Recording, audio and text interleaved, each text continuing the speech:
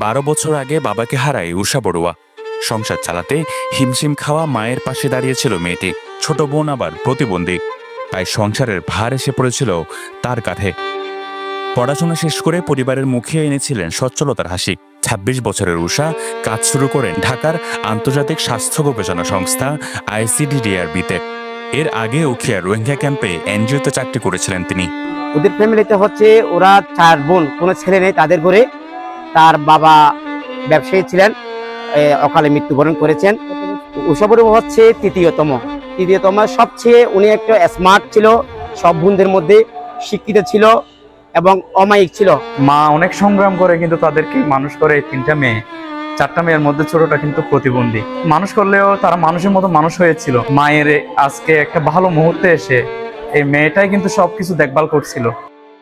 কিন্তু সেই স্বপ্নভরা জীবন শেষ হয়ে যায় এক মর্মান্তিক সকালে। 24 তারিখ সকালে ঢাকার মহাখালী রেললাইনে হেডফোন কানে দিয়ে হাঁটার সময় ঘটে দুর্ঘটনা। মুহূর্তে নিভে যায় উষার প্রাণ।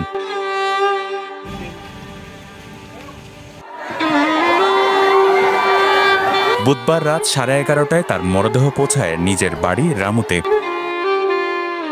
ধর্মীয় রীতি শেষে গ্রামের শ্মশানে শেষকৃত্য সম্পন্ন হয়। অবুঝ সেই প্রতিবন্ধী ছোট বোনটিও বুঝে গেছে তার প্রিয় বোন আর নেই।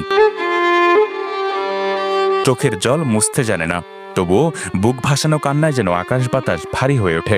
সেই কান্না বলছে তার ভরসার মানুষটি আর ফিরে আসবে না। তিনি অত্যন্ত ভদ্র ছিলেন। তিনি কিছুদিন আগে রোহিঙ্গা ক্যাম্পে চাকরি করতেন, এখন তার একটি প্রজেক্টে চাকরি হয়েছে। আজকে চাকরিতে যাবার পথে তাকে এই ট্রেনে কাটা পড়ে সে মৃত্যুবরণ করেছেন। আমরা গ্রামবাসী সকলে শোকে স্তব্ধ হয়ে পড়েছি। নিয়তি এত খারাপ হয়ে গেল কেন, আমি আসলে ভাষায় প্রকাশ করতে পারছি না।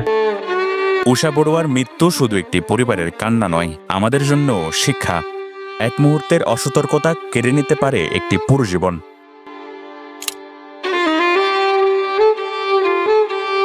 News desk, Penowa.